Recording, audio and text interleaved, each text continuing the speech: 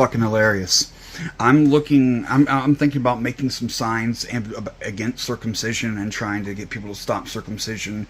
So I came over here to I was looking for trying to get diagrams of in college I did it, of the actual foreskin and what it looks like, and the like the Christmas tree nerve diagrams where it feeds back to trunk and feeds back to trunk, the spider webbing thing.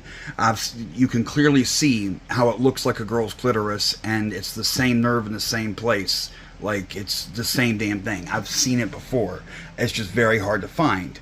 So I am looking for information here. And by the way, go ahead, they've got good information, foregen.org, FOREGN.org, foregen. Oh, now I get the names. You'll see, you're gonna shit yourself here in a minute. I'm about to cry. I'm feeling like crying a little bit. And here's a good demonstration of what it's supposed to work like. Is this their procedure? I don't know. Our research. I have to come take a look at this in a minute. This is the part I'm about to cry. But then I got down to the bottom and I saw this. They're taking money. Take action. Full sexual function. They are working. Where's the pitch? Foregen aims to restore the foreskin's biological functions and benefits. They are working on reversing circumcision. I have a crazy stretched out. Where's the other part about the nerve? It said something. Potential tissue engineering. It's. I got excited and skipped over it.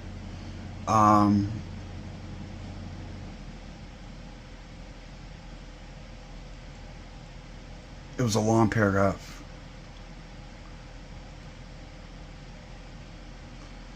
Jesus.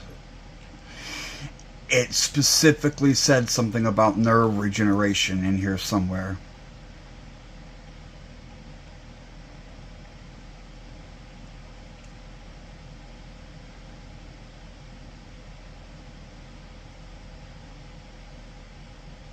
How the HUFO? Is that their products?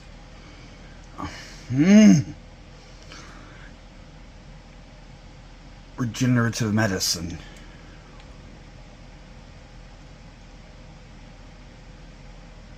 The foreskin is not a birth defect or an accident. It is not expendable tissue with little or no function or benefit. The fully intact foreskin is nature's default setting into normal appearance, an idea that may seem foreign to those from societies where circumcision is common, which is only America.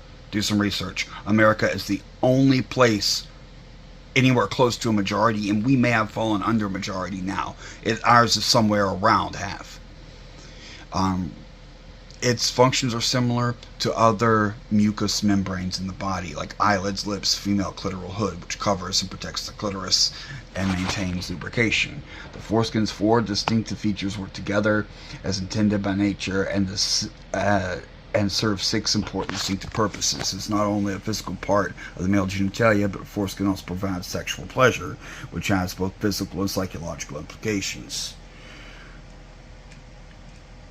Maybe it was on the donate page anyway. I'm beating around the bush, but when I looked at the donate thing and I was like, I might chuck him a buck. It's, I really, this affected me so strongly you wouldn't believe it. You would not understand. You would understand why I yell at Jews if you understood. I'm about to cry. But they have a donation thing, and their donation things, they have reoccurring, one time, reoccurring, and reoccurring is clicked automatically, just like Trump did. One time, and then crypto and PayPal, like they want anything. And you know what? I will very well. I am going to send them some money. I swear. I'm giving $5. I swear it.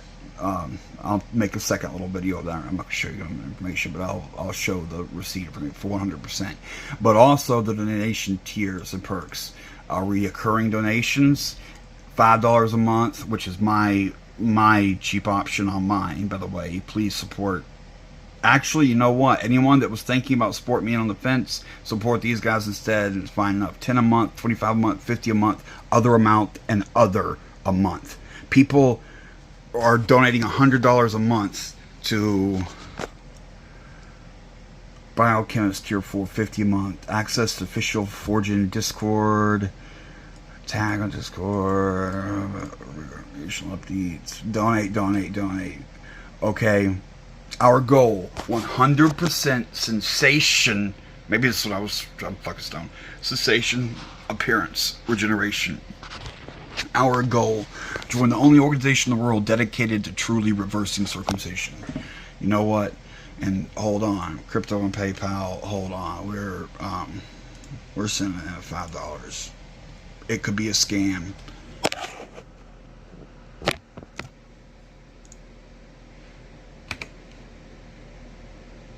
And no, unfortunately, add 60 cents to help cover the fees.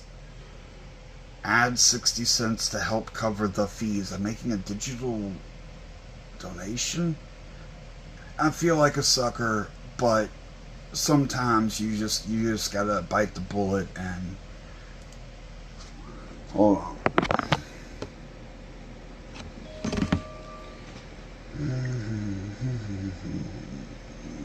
Of course, I have high security. No, you must do.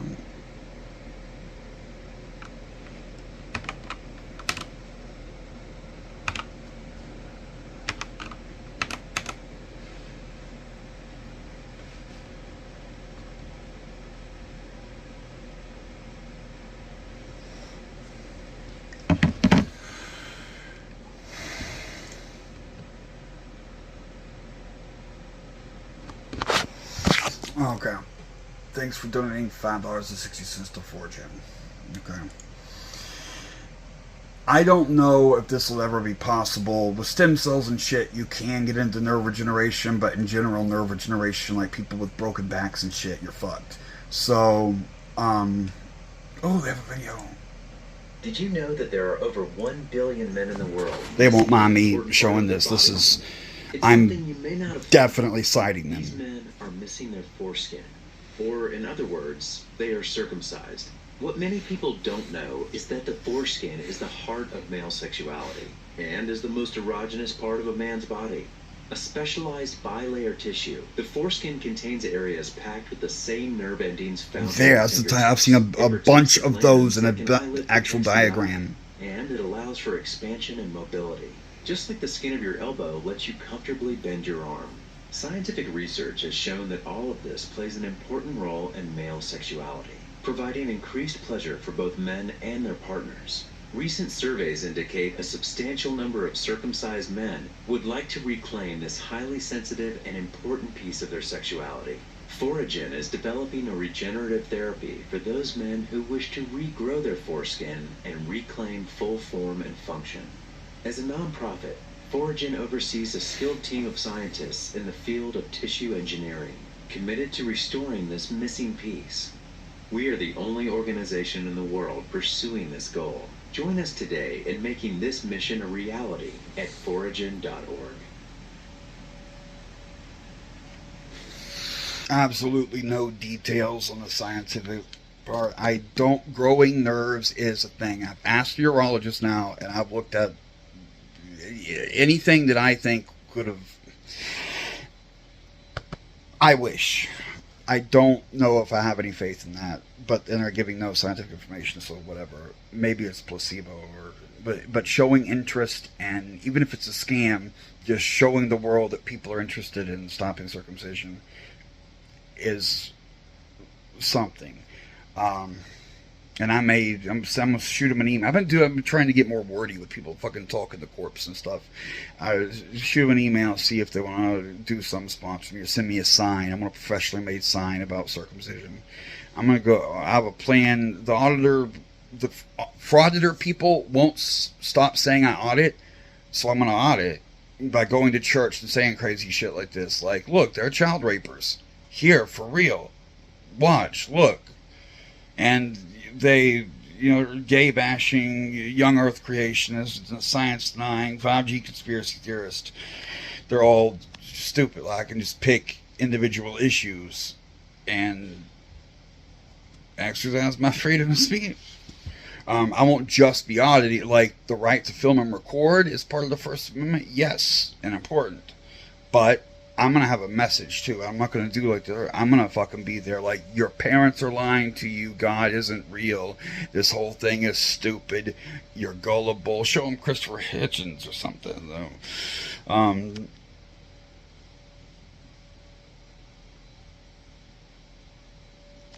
I'm dead serious, man.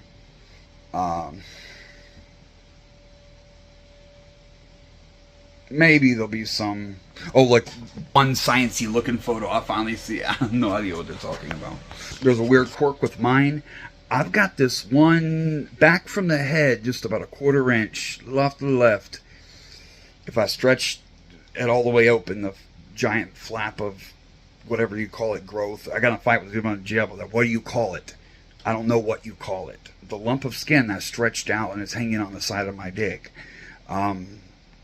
Stretched all the way back in that exact spot, there is a nerve or cluster, or I don't know what it is, but it is specific. You can rub it, and it is a distinct, different physical sensation. It is specific. It is nothing any other point is anything close to that, but it's real small.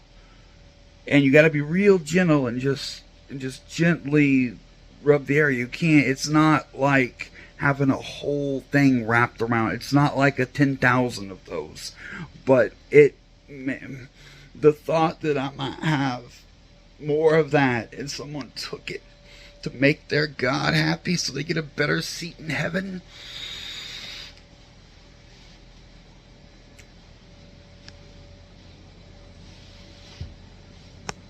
It's impossible to explain to someone. But to have one little touch, it's like sexually moaning. I moaned sexually one time in my entire life, and it's almost regrettable because, like, I know if a bitch wants to do it,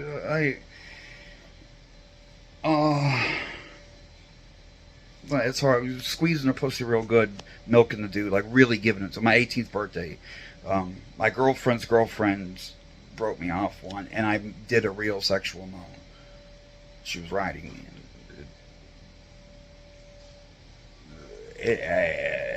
Other people apparently do that regularly, but I'm severely desensitized. My fake flap of foreskin isn't like this shit.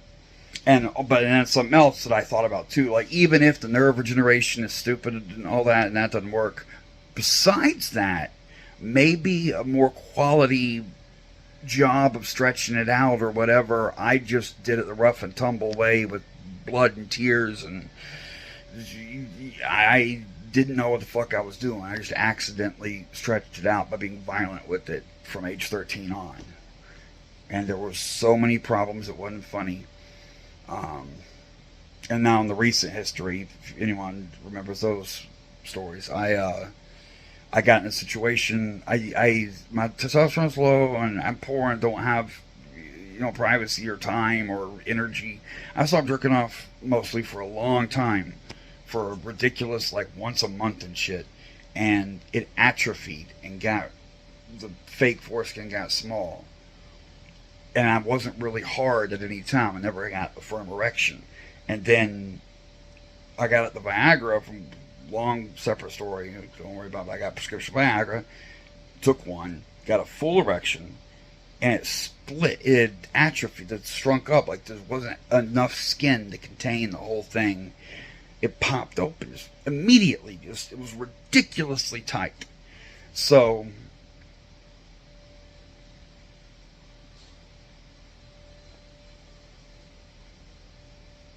it was so bad that next morning I went straight to the doctor's office, went like an emergency, but not the emergency room. I called the urologist, and there was a couple of different offices, and there was one accessible in Lake Forest. I went there. It was a female male urologist, and I had her examine my penis, and she asked me if I was self-stimulating, and I was like, well, yeah, but it just did it immediately, and like there wasn't sufficient space. Like that it wasn't like that. At no point was it like that.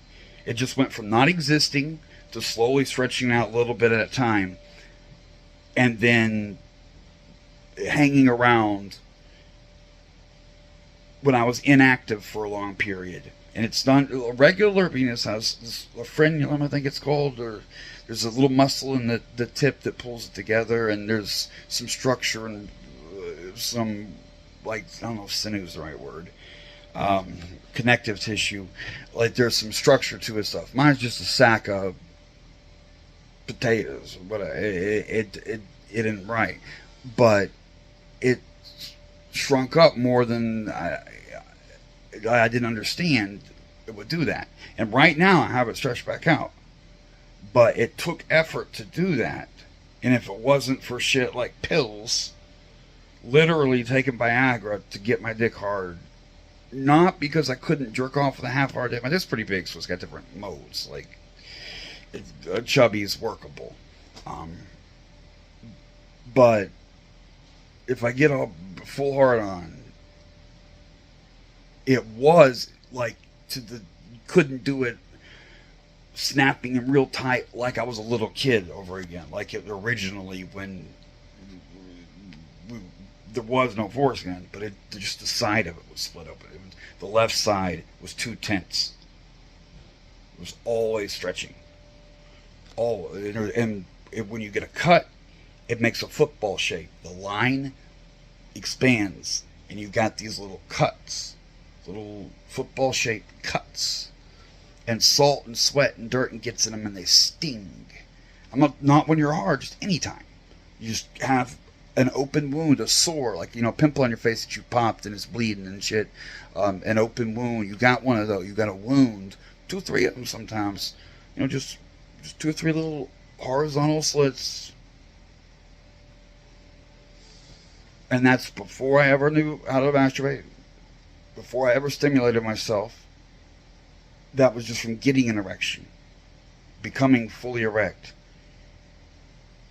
There wasn't enough skin to cover the whole thing.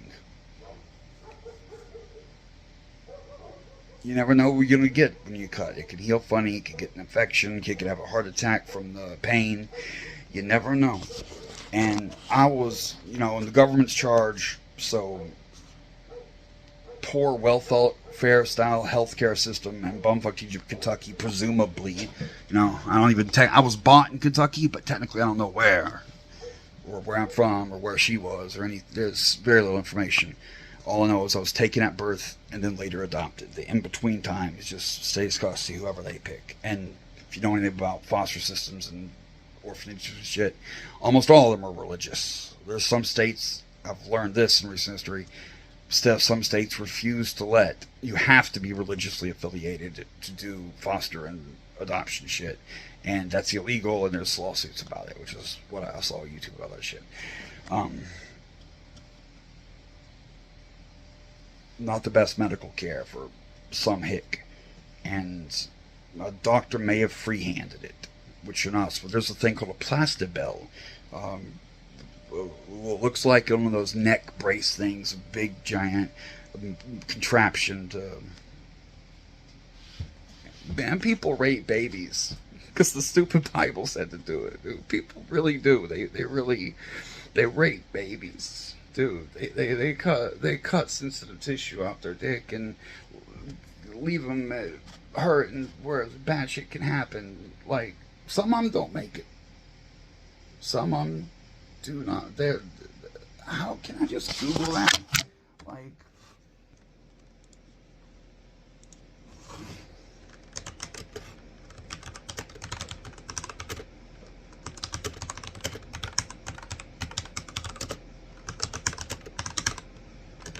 how many people? By one estimate put forth by Dan Bollinger, a prominent opponent of circumcision, based on his review of infant mortality statistics, about 117 boys die each year as a result of circumcision. 117 boys in a year. 117. Now, we're not talking about the ones that are maimed and deformed and desensitized and in pain or humiliated or can't have a relationship. Or we're talking about the babies that die. 117 babies die every year because a Jew, well, he was the one Jew at the time, right? The origin of the Jews, Abraham, says he heard voices in his head telling him that God wanted you to mutilate baby Dick. No other witnesses. No one since. Just one person. One person.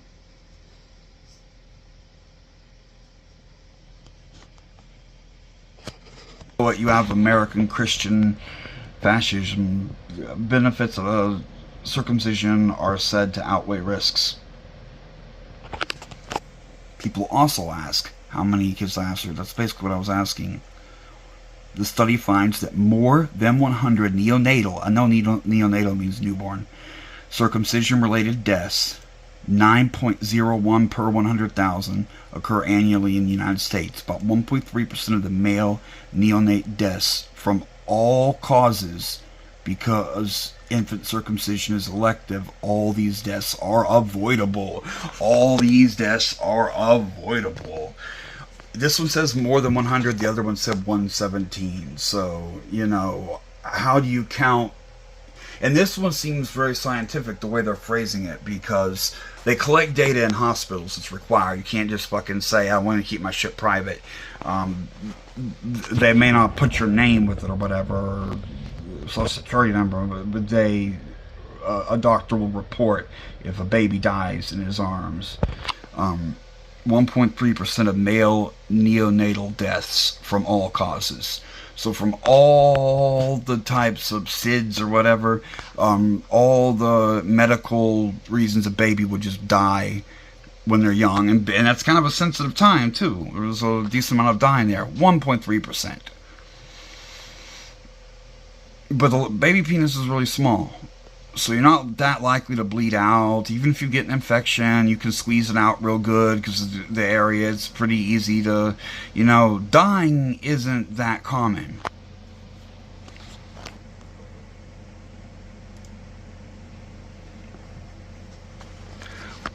Baby boys can and do succumb as a result of having their foreskins removed.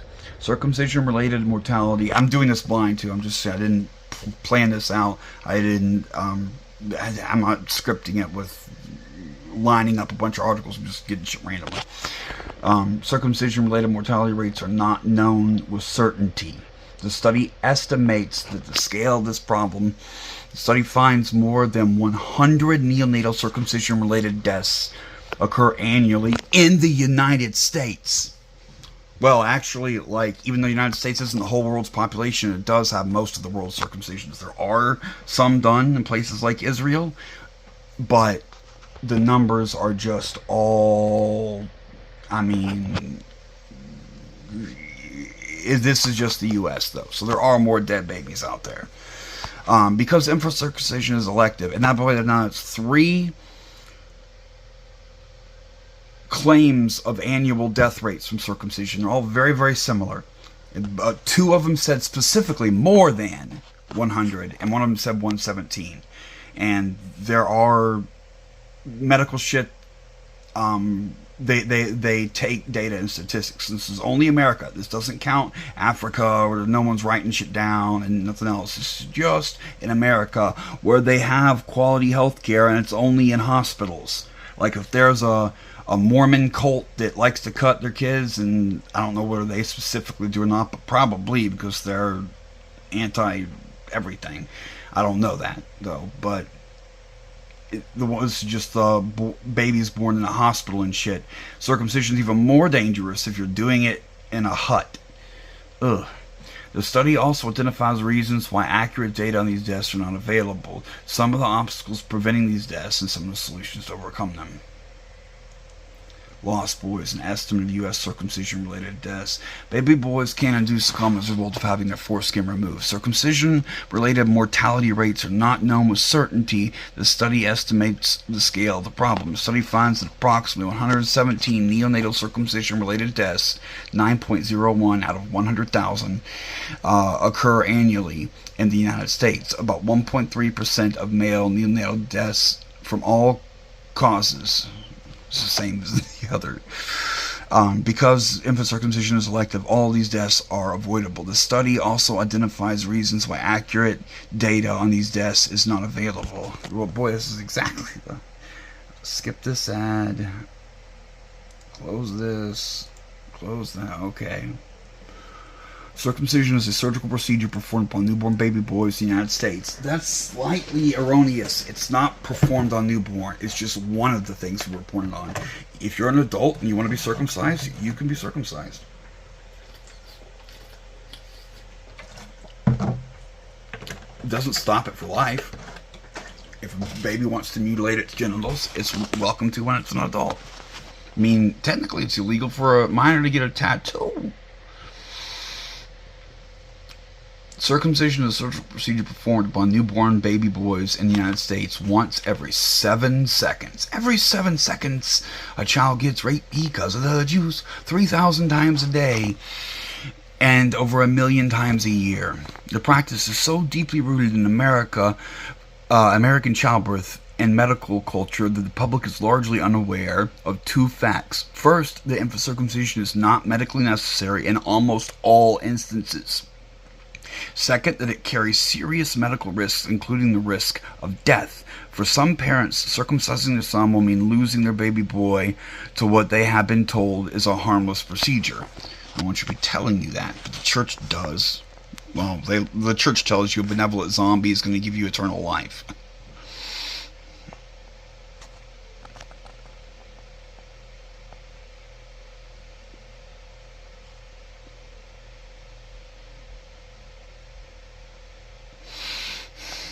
Medical associations fail to warn patients of the very real risk of death from circumcision. Neither the American Academy of Pediatrics, nor the American College of Obstetricians and Gynecologists, nor the American Medical Association mentions the death as a possible outcome of the surgery in their policy statements on circumcision. Really? So, when you read the medical information about it, they don't include death as, I did not know that one. I thought they did warn you. Well, the hospital that's not the only source of information. Because of insurance, or when you sign waivers in a hospital, they have to warn you about shit. I'm pretty sure that's in there. But not... says that death is possible, but, according to the study's findings, significantly underreports the risk as 1 in 500,000. The other numbers we saw said 9.01, I think it was, in 100,000. So that would be 9 times 5, 45. 45 times the rate they're citing here.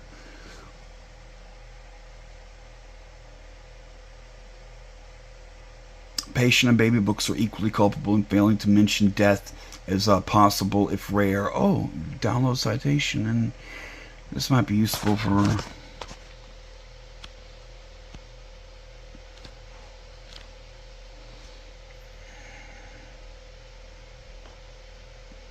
A survey of 10 popular infant care books found that none warn that circumcision could be a result in a baby's death.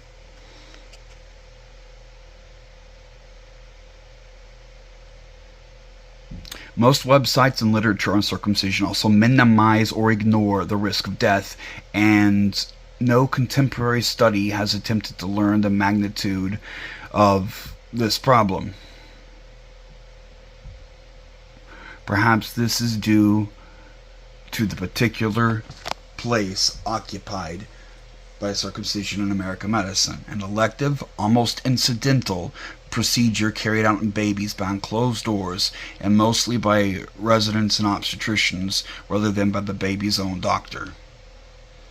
The study reviews few sources that have reported on deaths occurring in the result of circumcision and attempts to provide a rough estimate for neonatal, the first 28 days after birth. Like I said, newborn, neonatal, it's newborn. I knew that one for just by random.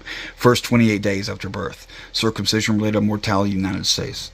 Since infant circumcision is elective, the study will consider all circumcision sequelae, not just the procedure itself. I don't know that word. That's very rare for me. I know I'm pretty well spoken. Like I curse like a sailor, and I'm slovenly or whatever in my dialect, but I do usually know words.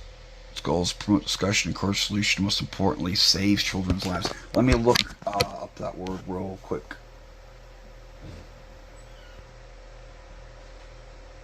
All circumcision sequelae. Something like sequence. A condition which is the consequence of a previous disease or injury. Oh, yeah. Long-term sequelae of infection. Yeah. So, if you can die from your heart exploding on the table from the circumcision, or you can get an infection and die later. And honestly, the infection is the number one. But the heart can fail too. I've seen that specifically before too. The chemicals released are like a man being tortured, and the newborn baby's heart sometimes can't handle being tortured right out the box. However, the number of boys who die from these surgeries has not been reported. About 1.3 million boys are circumcised in the U.S. each year. 1.3 million child rapes. Thank you, Jews. However, so every 5 years they make up for the Holocaust. Just one child rape per Jew. But frankly, I don't agree with that ratio. Raping a child is worth more than one Jew. Like.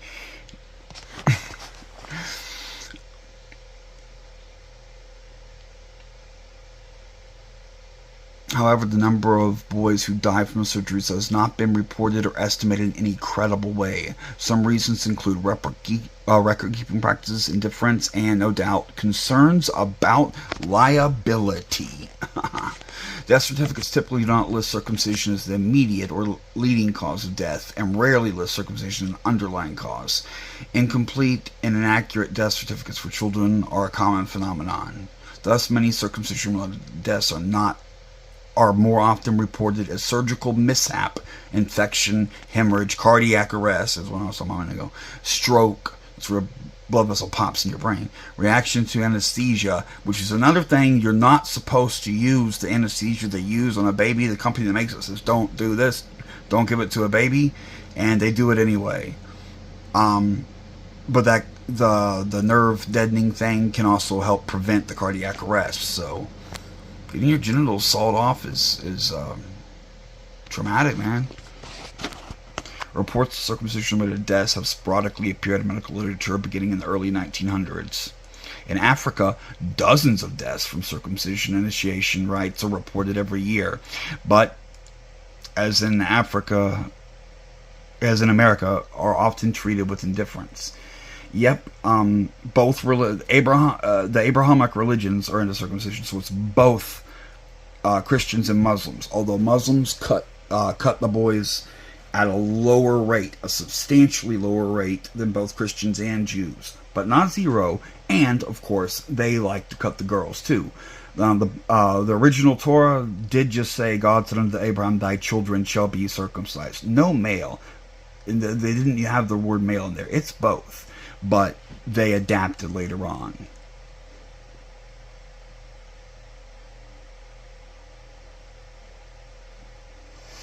The boys have been lost to circumcision in the United States from the time it was first practiced to present day. For a variety of reasons, the following examples illustrate. The first known reported circumcision-related deaths were in New York City, where circumcision was introduced. The first was Julius Katzenstein in 1856. So we're talking before electronic record keeping and shit. They had, I think, typewriters back then. Was the telegram functioning yet? Not entirely sure, off the top of my head. I'm not good with arbitrary trivia like what year was the light bulb invented in. I got a rough approximation, but the telegram would have been sometime in the 1800s, maybe a little later than that though, but I don't remember exactly. And the Pony Express was the 1800s too, the chain of courier riders. And the second was 1 week old Meyer Jacob Levy in 1958. Now, remember I said that abortion is cool because the baby's a blank slate and doesn't process anything, and before your brain's kicked on and you're putting shit together and you're figuring things out, like you're just not an entity yet. You're a blank slate. If you let a baby live for a week, it's ingested terabytes of information. Its smells, its sights, its hearing, its touch sensation. It drank a week of breast milk and got biology from the mother and chemistry and shit's going on. There's a tremendous amount of shit that's happened in that first week. Then you have a non-clean slate. Then you have, there's something there.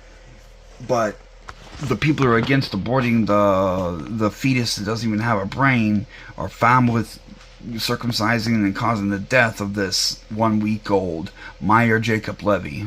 I'm saying their names out of respect too. Poor bastards. They deserve. Like they were killed. The community I'm a part of, my country, killed these babies. 1 week old baby. In 1958, New York Times. The boys were circumcised by Dr. Abrams, and then the same coroner reviewed both deaths. The coroner found that Abrams had performed the surgeries properly, and the boys died from blood loss as a result of parental neglect. Wow, that's a great way to treat your kid. Mutilate its genitals because you think it'll make your God happy, and then don't pay enough attention that they don't bleed out as a 1 week old baby. Neither boy ever received a follow-up examination. Now, that's another thing people don't realize. When you grow up, your penis changes. So you can have problems later when it grows. Like me, it got much, much worse later on. Like there was other... Yes, I had the little slits and the open wounds all the time as a very young child, as a 4-year-old. But when it started growing, it did even worse shit. Alan Irvin, born 1985, was in a coma for more than 6 years before he died. He had been on life support after his brain was damaged from oxygen deprivation during the circumcision. So his heart stuttered or something and stopped circulating his blood. Demetrius Manker was born in 1993 and died soon thereafter from blood loss. The coroner's examination found a large gaping wound on the underside of the boy's penis extending almost to the scrotum. The coroner listed the cause of death as blood loss due to penile circumcision.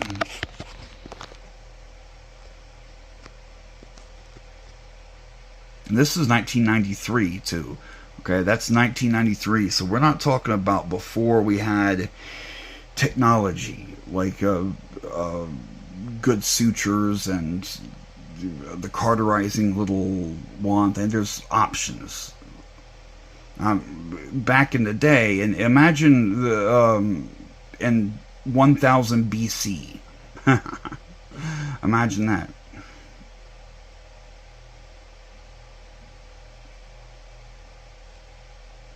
(1996) in West Virginia, whose name was withheld.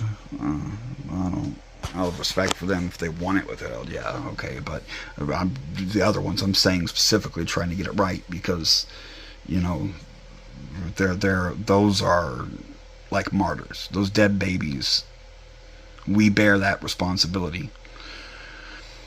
He was born in 1996 without incidents and circumcised prior to hospital released. Several days later, the parents rushed him to the emergency room because he was having seizures and his penis had turned green in color. He died the next day from spetasemia? Hard time pronouncing that.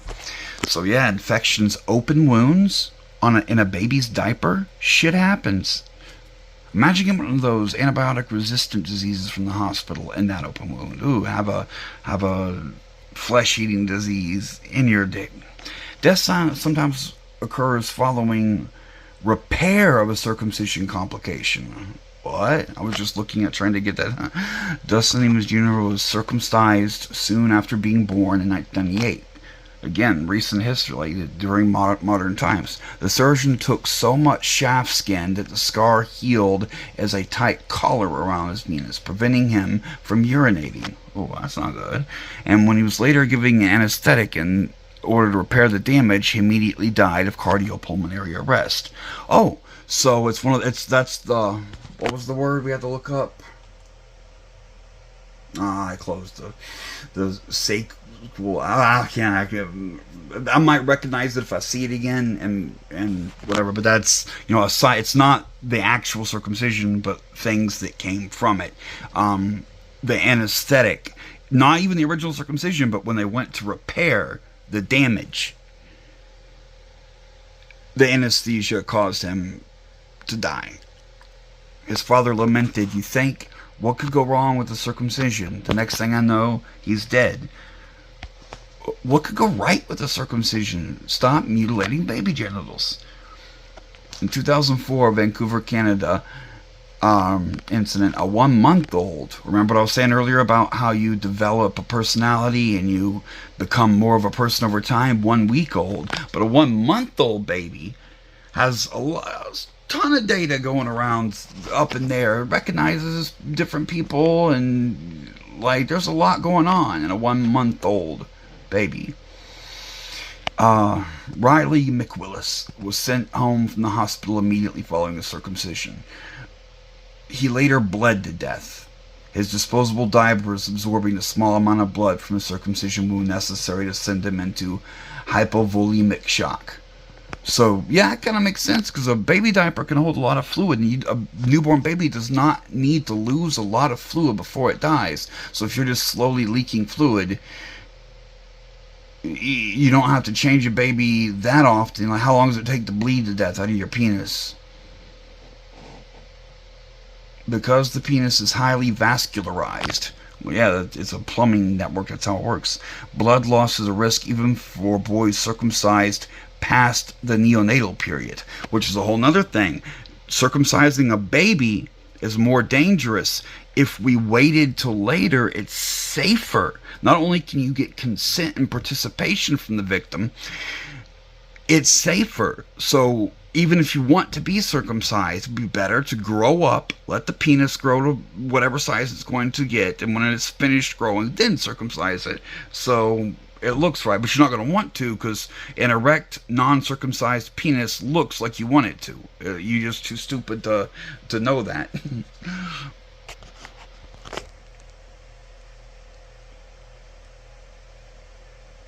6-week-old Native American. Oh, a Native American. No, there was not one such thing as a Native American circumcision.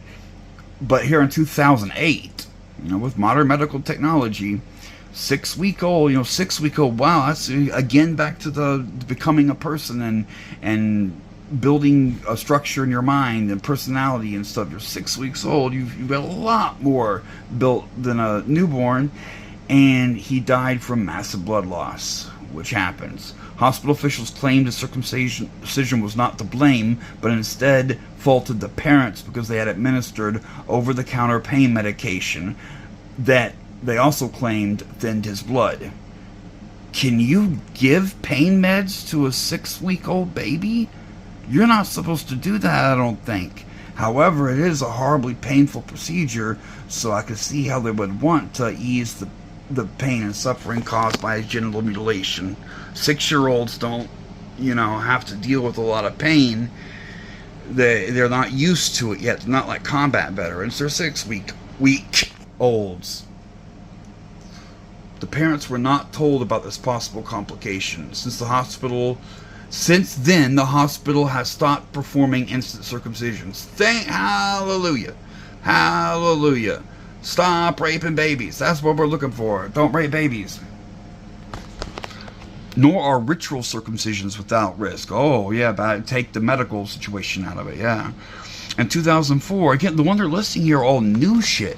When we have antibiotics to treat infections and sutures and clean needles and the autoclaves and the self-absorbing sutures that go on their own, like, things are safer in 2004 than they were in 1715. An infant twin, one of twins, an infant twin born to Jewish parents was circumcised by a moil, a ritual circumciser, who was infected with herpes. I heard about this one. He practiced the Orthodox version of circumcision called Meditz, but I'm not going to respect it by trying to pronounce it. I don't care. It's bad. In which the circumciser sucks the blood from the baby wound with his mouth, thereby transmitting herpes to the boy via saliva. The baby boy died a few days later. Oh yeah, that's right. I thought he was going to give him an STD for life. I thought it was just going to be that, but no, herpes. It makes you sick when it comes on. Like your first time you get it, it can fuck with you. And the baby, a newborn baby died because of an STD caught during a sex act. Previous death estimates. The widely varying results from the handful of researchers that have attempted to estimate circumcision-related deaths can be explained by their choice of survey criteria. A study by Dr. Douglas Gardner in 1949 included deaths due to both surgery and ensuing complications, which is true. Again, I've seen numbers before that indicated it was the infection was the most common. To get to death, that's the most common way. Yes, your heart can explode, but it's much rarer than just getting a fucking infection because the wound is in a diaper full of shit.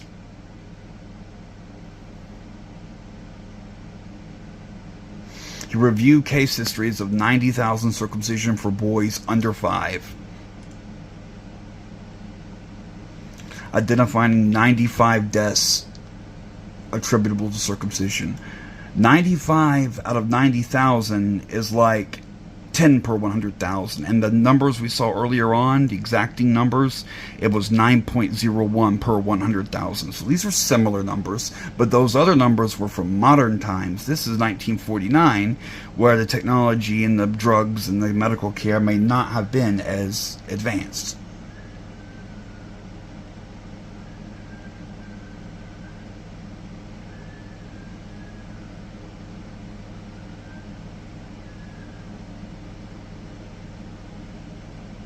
Some of these were due to reactions to anesthesia.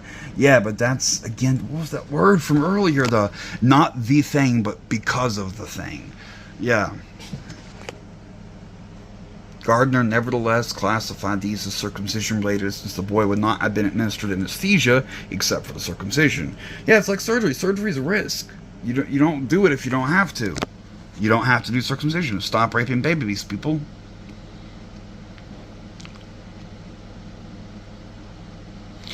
This was considered a definitive study in the United Kingdom and led the British government to deem infant circumcision unnecessary and non-reimbursable medical procedure. In the United Kingdom and Britain, healthcare is free for everybody, but they don't cover it. If you want to get your child mutilated, you're still allowed to do it because it's a religious ritual and people are allowed to rape babies in God's name.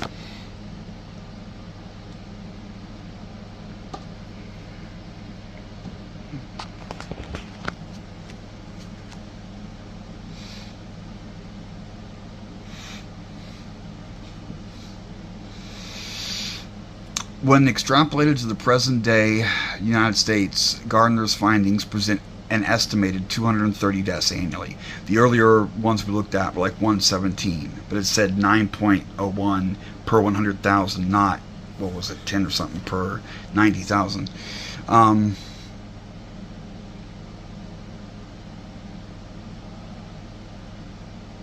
Children's rights activists in the United States often claim this death toll rather than underreport the risk using lower estimates in an attempt to portray the gravity of the problem.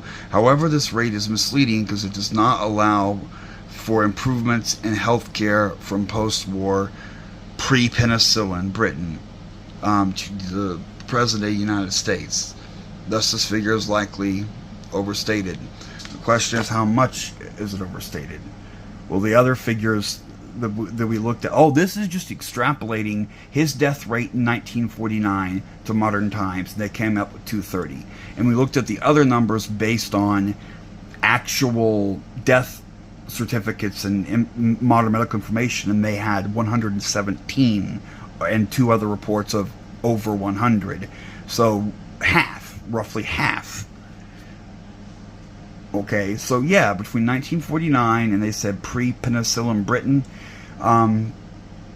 okay, yeah, so it went down by half. So half the number of babies die from circumcision now than they did before we had antibiotics in 1949. Okay, I mean, yes, I'm glad less babies are dying from genital mutilation, but,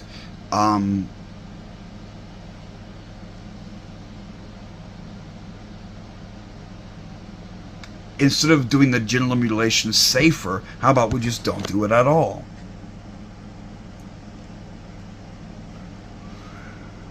States that of the roughly 500,000 circumcisions performed between 1939 and 1951, there was 1 operative death. What?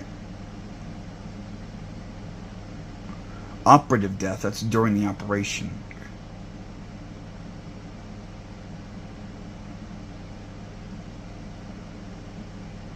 But this estimate reports only those who die on the operating table. That's why that number's so low. How does that number fit with the others? It's only the ones that die. I forgot to put this researchgate.net the website, whatever. Okay, so other people want to look at it.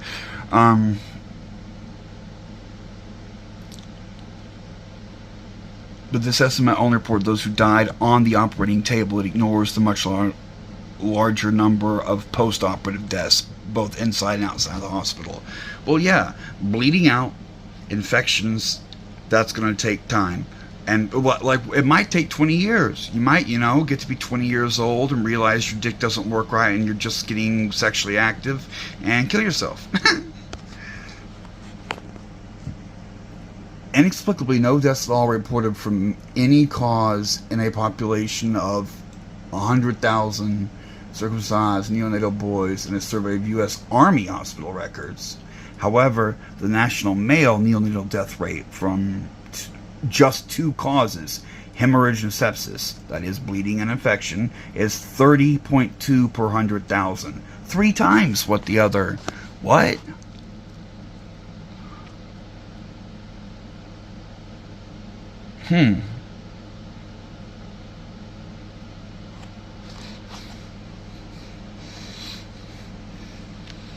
Maybe the Army covered it up. U.S. Army hospitals. Maybe they're known for being really religious in the U.S. military. Hospital discharge records reveal that during the 1991 to 2000 decade, on average, 35.9 boys died from all causes each year during their stay. Average 2.4 days in a hospital in which both their birth and circumcision occurred.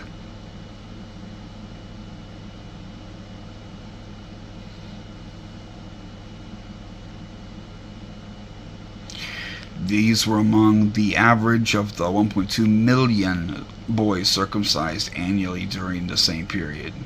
But this number is limited to deaths inside the hospital, some of which are undoubtedly due to circumcision.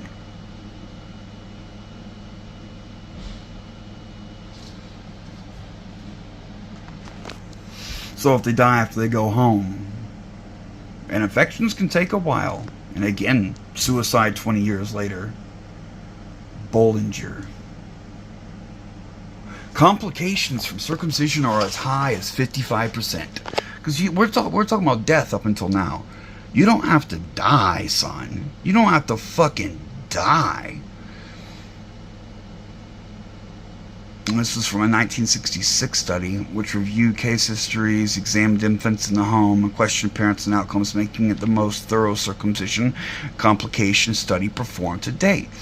8% of boys in the cohort became infected after being circumcised. Ooh, and again, the circumcision, we have antibiotics now. It might not kill you, but 8%, 1 in about 12, 1 in 12 chance of having an infection in your penis due to your genital mutilation as a young baby. They were 700% more likely to have become infected after hospital release than before. Oh, earlier they were looking at numbers and it only counted the deaths in the hospital, not after release. And this one, 700% more, 7 times more likely to have become infected after hospital release than before. We're only in the hospital a little time, but that wound takes a while to heal, and you're going to be at home and the shit's going to back up in your diaper. Like, yeah, it gets worse. Like, the chances of you getting it day 1 versus the whole first week is different.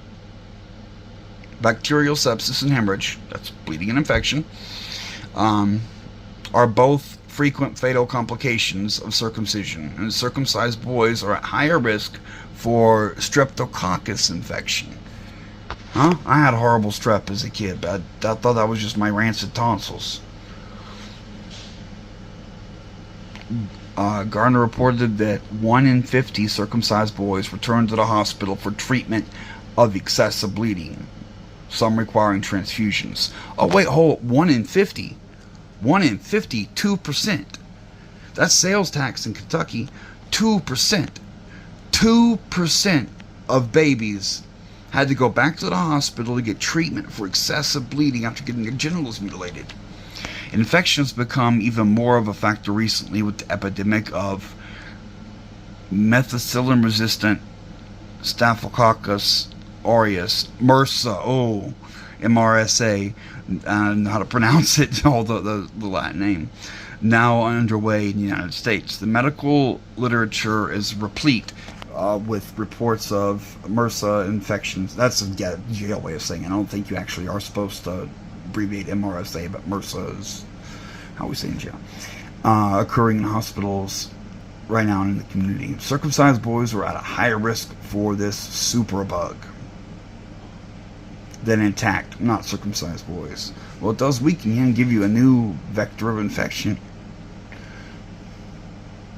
Most likely because of the open circumcision wound. See, I just said that, right? Yeah. 2003, the year I graduated high school, an outbreak of MRSA in Long Island, New York hospital maternity ward resulted in 3 newborns being infected. All were boys and all had been uncircumcised. Circumcision is a double whammy when it comes to MRSA. The American Medical Association identified both surgery and young age as risk factors. The mortality rate for neonates once subcutaneous tissue becomes infected is more than 70%. Yeah, subcutaneous is a certain layer below fat, I think, like below the skin, and then a couple layers down, like penetrating you. A wound of a circumcision opens all the way through all the layers of the skin. It is a wound. It's the inner body, and lots of bacteria can get in there, and lots of them.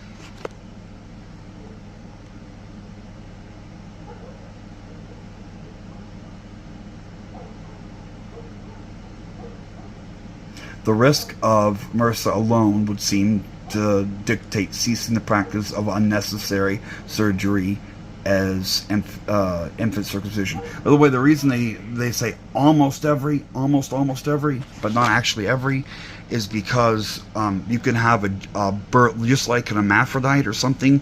You can have a fucked up end of your dick, and it's completely covered, or it's horribly deformed. It can be deformed in a way where you might need to circumcise it, but even under those circumstances, there are times where you can cut it and modify it, but leave a foreskin and a lot of that original nervous tissue, or completely circumcise it.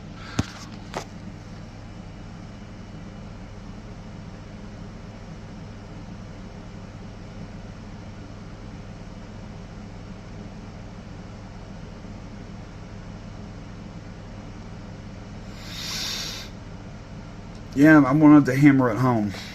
I'm really thinking about going to a church and using this because I can collect money too and say donate to a civil rights activist that's um, against this and trying to spread the word. And that's legitimate as long as I do that. Keep flying that sign and going to churches or any place and being against it. Like, I can do that. I can get donations like that. And I may even fucking try to start a real charity or whatever. And, there are huge tax breaks and stuff for that. And it might be a thing. And people at church are generous. It's not a bad thing to work. Not a bad one to work. Like, I'm dead serious.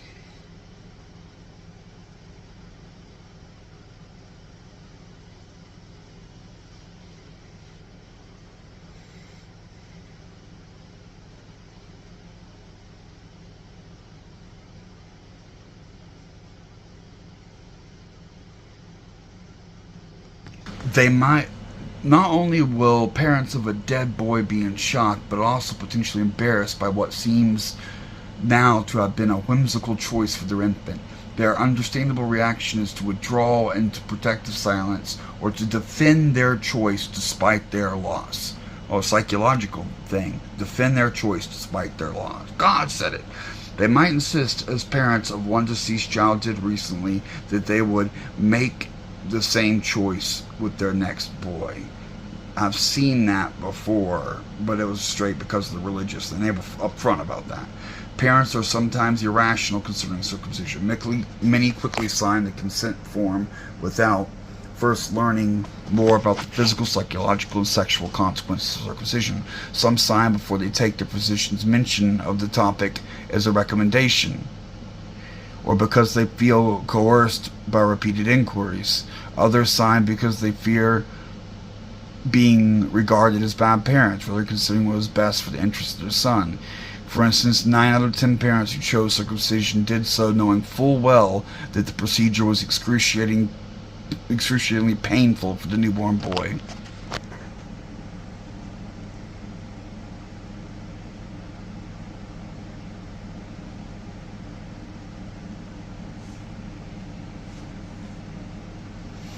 To hospital residents, the birth of a boy is celebrated as an opportunity to practice surgery.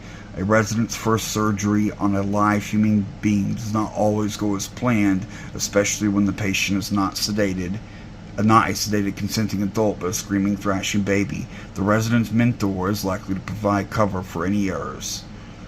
At least they reflect poorly on him or her and their institution. The liability thing is, so the hospitals, they have to do it if you tell them, because of the religious thing, and you have the right, but they have to dodge liability. So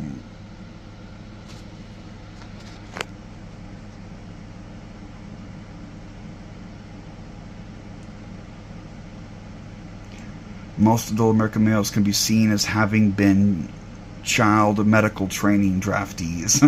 Yeah.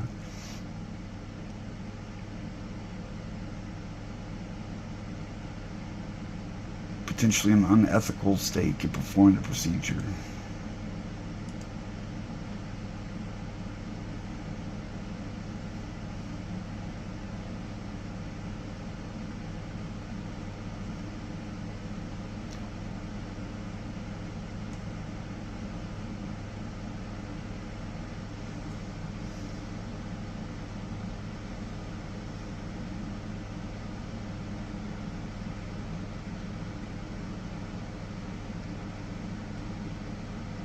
Few death cases are ever litigated in court because hospitals recognize their defenses are few and expensive to plead, and that the publicity would prove harmful. Such cases usually result in an offer to parents of a private sealed settlement. Now that's the sealed part.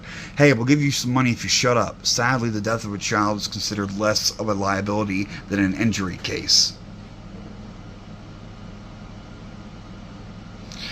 And therefore the compensation for a dead infant is rarely substantial. On the other hand, severe injury cases, loss of all or part of the glands, or or even worse, the entire penis, are intensely litigated, and many produce substantial monetary damages in the millions of dollars. I just had a crooked, fucked up cut and didn't know what it was called or anything about it until I was about 20, nearly 21 years old, and a hooker explained to me that this was an artificial foreskin or whatever. And I knew the process of, I stretched that thing out, but I didn't know what that was called. I didn't know what I was doing. I didn't know why. I didn't know what an orgasm was, the word orgasm or climax. I didn't know anything because I was in a black hole of shit. And no one told me. No one fucking told me. If someone had just told me, you got 2 years from your 18th birthday. The crass logic of the law is that the injured male will have to bear his injury for a lifetime, whereas the dead infant barely sensed his own existence, so would not even sense the loss of himself. Invariably, such settlements include a confidentiality clause. Invariably. Interesting word. Basically, that means we'll give you money, but only if you shut up and don't tell anybody.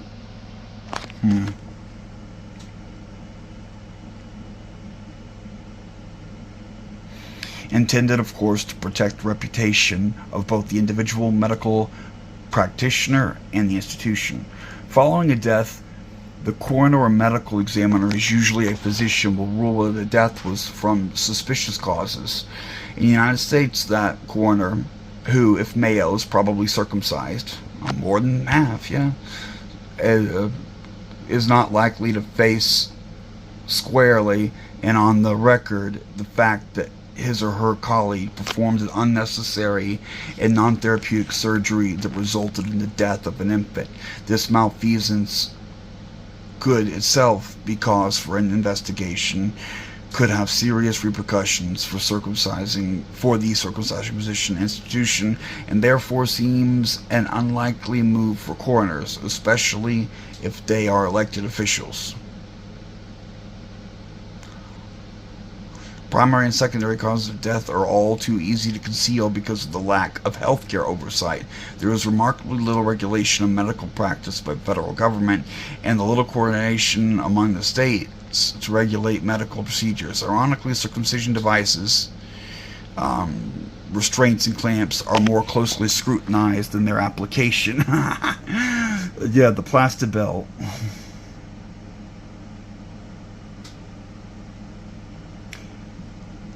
The American Academy of Pediatrics was found to be partially liable in the deaths of Dustin Evans Jr., according to Iowa Law Review. It reached the conclusion that his death was attributable to his circumcision, and that the AAP should have labeled circumcision as experimental or proved its worth through exhaustive scientific testing. Yet the AAP has continued over the past 4 decades to issue a string of policy statements regarding circumcision, each one carefully worded so as to increasingly shift liability from its membership to parents, thereby protecting their members' lucrative income stream.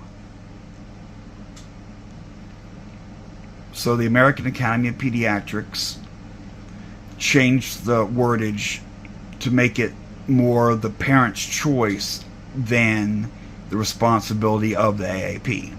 Physicians are less likely to circumcise their sons than the general populace, suggesting that they know it's a necessary surgery but don't relay this valuable information to parents. Many physicians say that they prefer not to perform circumcisions but do them anyway, rationalizing that the boy will be in better hands with them than with the physician they might find if they refer the parents to. So a good surgeon might just do it, that doesn't want to will be like, well, look, if they go to a mohel and he sucks his dick off and gives them herpes, it might kill him. This may seem a noble position at first, but there could be no pretending to be a conscientious objector to circumcision while simultaneously performing one. Circumcision is a $2 billion healthcare market. Well, there's 1 million of them, over 1 million done every year, and they cost a couple $100 each, or $1,000 each. That adds up. Yeah, 1 million circumcisions, a few hundreds or $1,000 each would be $1 billion, which includes the cost of the procedure itself, dealing with the complications, and payment for repairs. Ugh. I wonder if I needed repairs, like if they could have helped mine out, like you gave me a skin graft or something, stretched it out so it didn't do my thing. I wonder if I just didn't get good health care in government hands. Like that's a possibility. A busy delivery room obstetrician will do as many as 5 circumcisions a week. 5 child rapes each. Physician reimbursement is about $167 each, which means that they can potentially make an extra $3,340 a month, or $40,000 a year. So a surgeon that does 5 circumcisions a week will make $40,000 a year in his fees, like his profit. Damn, I'm really poor. But you know what? I don't think I could stomach it. If someone gave me $40,000 a year to rape babies, I don't think I could do it. But then again, doctors kind of got to be cold-hearted and non-squeamish and all that just to do what they do.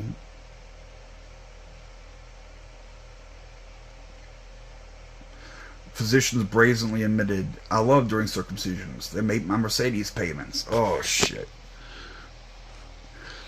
At the very heart of this problem is the lack of honesty about an entrenched medicalized ritual. Circumcisers are quick to sidestep ethics and put their real patient, the baby boy, at risk.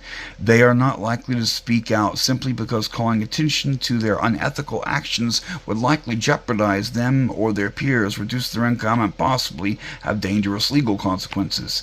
Yeah, telling some fat old Jewish bitch that her granddaughter isn't allowed to have her son circumcised is gonna start a holy war. Like, the religious fanatics are not gonna take no for an answer.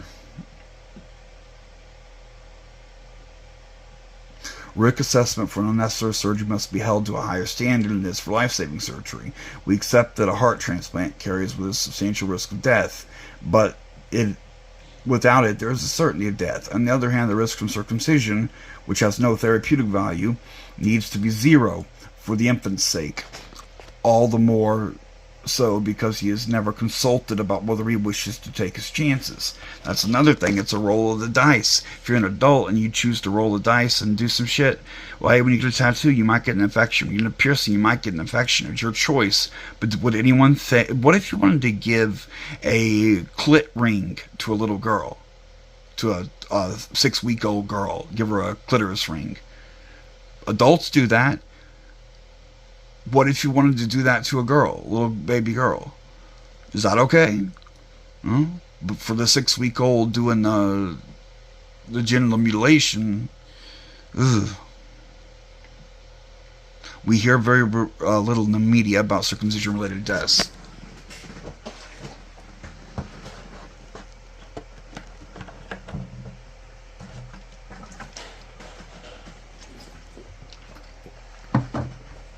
Compared to the 117 annual deaths from circumcision, with those from other causes for male infants.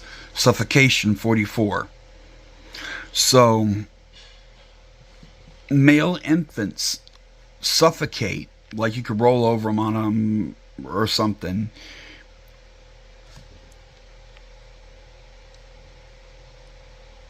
Annual deaths. In a year, 44 babies will suffocate. And suffocating a baby can happen like rolling over on the bed, and there's a bunch of different ways. Versus 2.5 times as much, 117 that die from circumcision. Mother's use of addictive drugs, 27. Okay. So it's 4.5 times. All the crack baby shit you hear about that, the babies that die because of their mother's drug use, 4 times more babies die because of circumcision than that. AIDS, 19. 6 times. 6 times the number of babies die of AIDS, or of circumcision, than of AIDS. Homicide, 17. About 6 times, 5 or 6 times. As many babies die of circumcision than homicide. So all the intentionally killed babies don't add up to the number that die from circumcision. Automobile accidents, 8.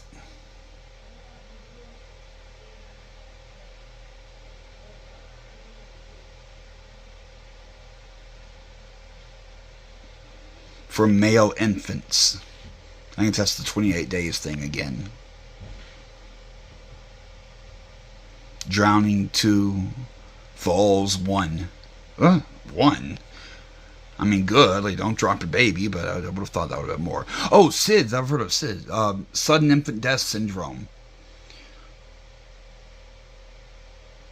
Killed 1,216 boys under the age of 1 year in 2004. Of those, 115 were under the age of 1 month, which is the same risk as from circumcision. Yeah, 115. We saw 117, 100. Yeah, that's so about 100 and a bit over 100 to 117 American baby boys die every year because of circumcision, and that's American, not Canadian. There are religious organizations funded by America that pay for circumcisions in Canada. Canada also has free health care, but they don't cover circumcision. So newborn mothers, the religious people, like they have people there that push it and like, hey mom, you can get a circumcision, we'll pay for it for you. We like raping babies because God said so. By the way, this God said so, Genesis 17, 17th chapter of Genesis. That's where it is in your Bible. Why? Pray about it. Is male circumcision so ingrained in American masculinity that we are hardened to its consequences? Have we inherited the reoccurring theme in religion and mythology of offering our sons to the gods, or do we stoically value it as a painful male initiation ritual requiring sacrifice of blood and a body part, therefore believed to be worth the occasional death cost? If a similar number of children were dying from another optional body modification, say tattooing or piercing, would the public be outraged at the people and institutions benefiting financially? If not, is it then due to gender bias? Imagine the uproar if 100 girls were dying from female circumcision each year. Well, hold on. Well, not in America, but in other countries, that's kind of a thing. Well, hold on. I forgot about that. I did a workup on that and talked about it in college too. Female circumcision is horrible, but they typically do it as a teenager or 11, 12-year-old, something like that.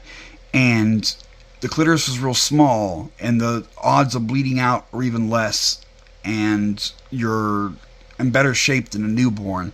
So your odds of dying from female genital mutilation, which, by the way, they do that because God said unto Abraham, thy children shall be circumcised. Same thing. It is less likely to kill you.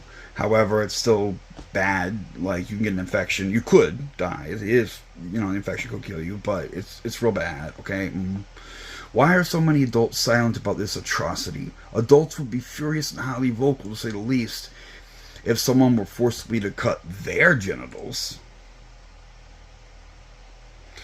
The problem is this: circumcision is a killer of baby boys. No one except for some human rights activists is trying to save them, and it is unlikely that improving circumcision techniques would eliminate these deaths. No matter how skilled the physician is, some deaths will always occur. Improving the process of securing informed consent from parents by listing death as a possible outcome would at first seem to be a logical solution, but it would fail to save lives for 2 reasons. First, even well-informed parents will still insist on circumcision. Second, healthcare providers cannot be trusted to provide truthful disclosure of the risks involved.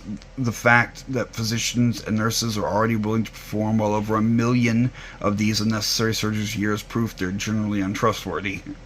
Yeah, money. What are they going to turn? We read it earlier.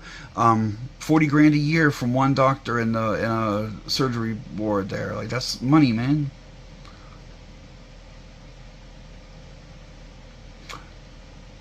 The overwhelming majority of infant circumcisions are non-therapeutic and therefore unnecessary. The simple solution is eliminating them. To start with, physicians and nurses should be prohibited from initiating a discussion with or soliciting circumcision. I've heard that for the parents, the nurse, the religious hospital says, hey, we want to do it, and the parents are like, oh, okay, you know what you're doing, right?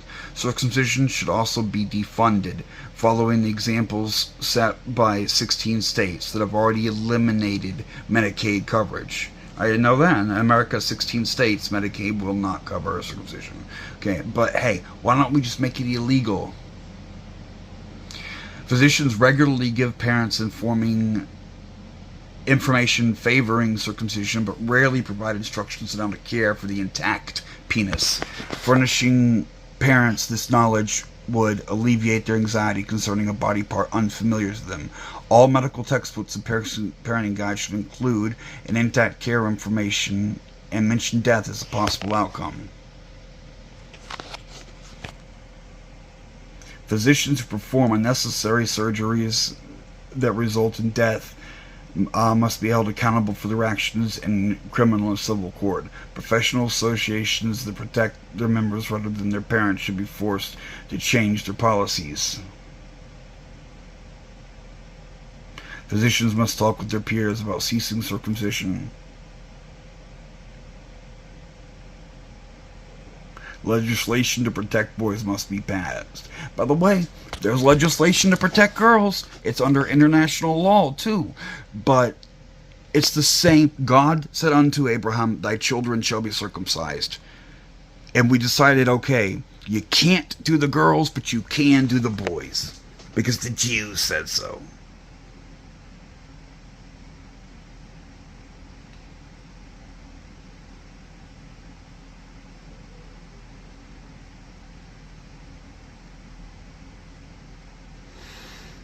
A nationwide system that reports all infant deaths with all contributing factors rigorously listed must be established. Yeah.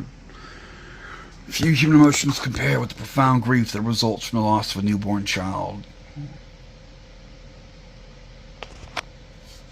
And from adding guilt to that relief from the realization that you requested the optional surgery that caused his death is beyond imagination. Most parents would likely refrain from talking about it publicly. People affected by circumcision-related death must speak up. Parents must be encouraged to talk about why they chose circumcision, what happened to their son, and why they are feeling and what they're feeling. What would they advise other parents to do, and whether they would choose circumcision again. I just say kill him. If you rape one baby and it dies, and you rape the second baby, fuck you. It is reasonable to conclude that about 117 circumcision-related deaths each year, which is consistent with the numbers we've seen so far. We've seen that there's one clear report that said 117, and there was two more we've seen that were a bit over 100, which is congruent. And then we have the extrapolated method from 1949. It would have been like 230 deaths. But the rate in 1949 is a higher rate of death than the modern time because of better healthcare facilities, and it cut the death rate in half.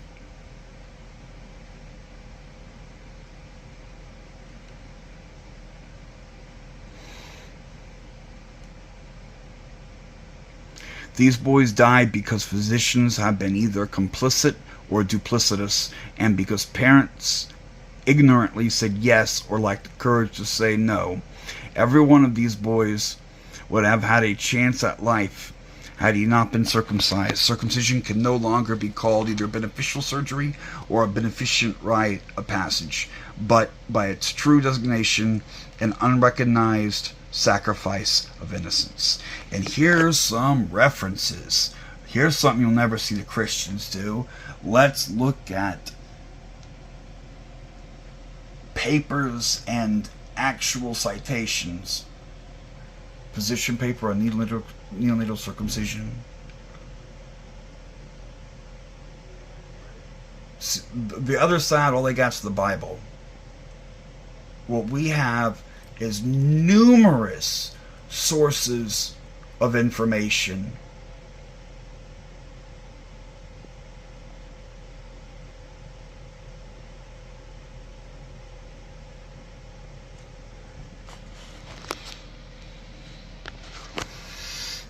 Feel free, have a look. This is a well-researched paper. Okay.